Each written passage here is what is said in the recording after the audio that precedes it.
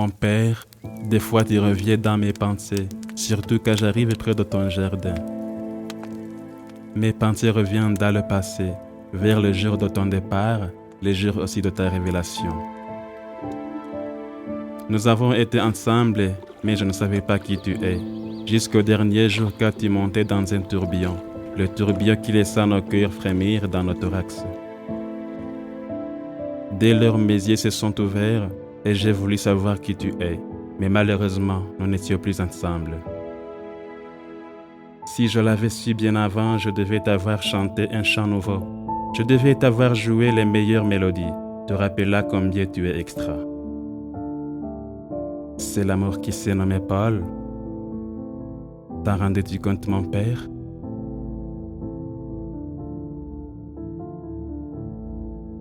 Un jour, je t'ai entendu remercier à ta famille pour t'avoir laissé aller loin d'elle pour l'accomplissement de la mission incontournable qui vient d'Ao. Ils avaient besoin de toi, mais ils t'ont laissé aller vers les pauvres pour qui tu étais indispensable. Ils te manquaient, mais ils n'avaient pas de choix. Tu t'es détaché de tout pour combler les pauvres, tu t'es déshabillé pour couvrir leur nudité. Tu t'es privé à manger pour les rassasier et assouvir leur soif, et quand tu n'arrivais plus à les satisfaire par tes propres richesses, tu n'as pas craint d'être pris pour un voleur une fois éventuel, pour le rachat des malades pauvres et négligés.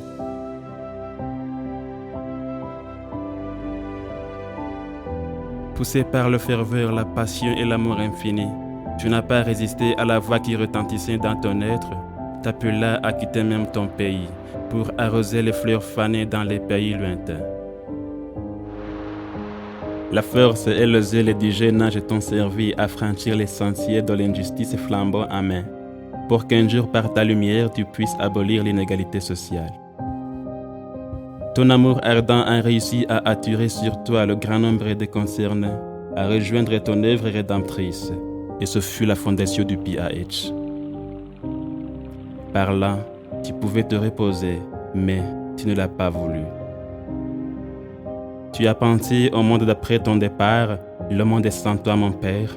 Voulant que ton œuvre continue jusqu'au confins de la terre, tu creusas les cavernes pour la formation des lions sauveteurs, qui devaient continuer la lutte pour le bien-être des pauvres et malades après ton départ. Ce fut la fondation des universités. En voici les prémices de UGHE.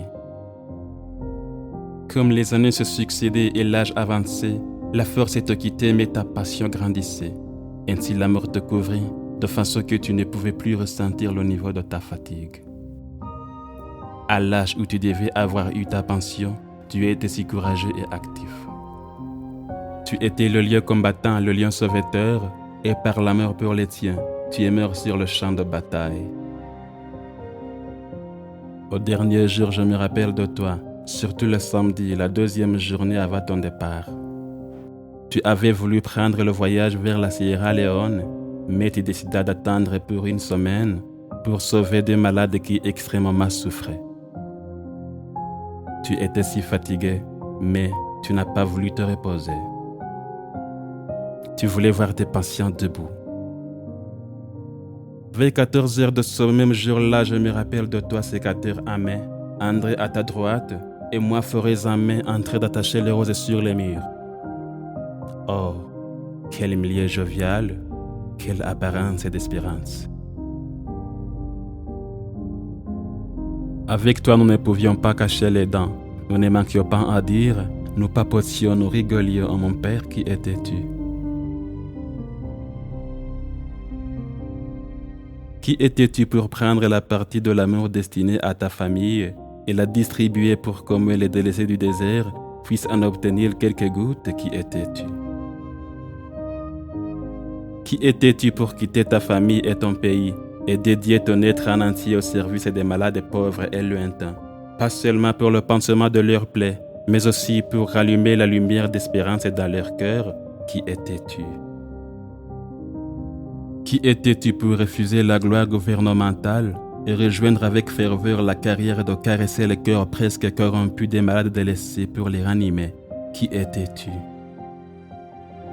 Qui étais-tu pour te mettre entièrement au service jusqu'au dernier soupir de ton haleine? Qui étais-tu? Le missionnaire? Non. L'envoyé du Père éternel? Peut-être. L'apôtre infatigable de l'amour inépuisable pour les malades et pauvres et contre l'inégalité sociale? Exactement, mon Père, mais aucune phrase ne peut exprimer pleinement qui tu étais. Le jour suivant, c'est-à-dire le dimanche vers 18h30 de lui, je t'ai vu devant les élèves de MBBS. Et c'était peut-être ta dernière rencontre, mon Père. Exactement mon dernier moment de te contempler dans mes routines, mais je ne le savais pas. Je ne savais pas que le lendemain, je devais entendre les pleurs et les lamentations des femmes et les enfants qui s'étaient perdus dans l'espace au sein de l'hôpital de Boutaro. Je ne le savais pas. Je ne savais pas que je devais voir les hommes bouleversés et les femmes qui tombaient par terre ayant perdu l'équilibre au marché de Rousseaumont. Je ne le savais pas. C'était une source d'eau vive qui venait de tarir au milieu du désert pour ne plus assouvir leur soif. C'est la lumière salubre qui venait de quitter les milliers de ténèbres pour ne plus resplendir. C'est un père tendre qui venait de quitter sa famille pour ne plus revenir. Les cœurs étaient sombres. Tout était fini. Le deuil s'imposa à l'atmosphère, le ciel changea son allure et tout Boutaro fut couvert de nuages sinistres. Le Yuchi-Echi était perdu dans l'océan de l'affliction. On n'avait pas à dire, on ne savait pas quoi faire. Je ne savais pas que le lendemain je devais tomber évanoui, après avoir écouté la nouvelle de ta mort. C'était comme si le ciel tombait sur moi.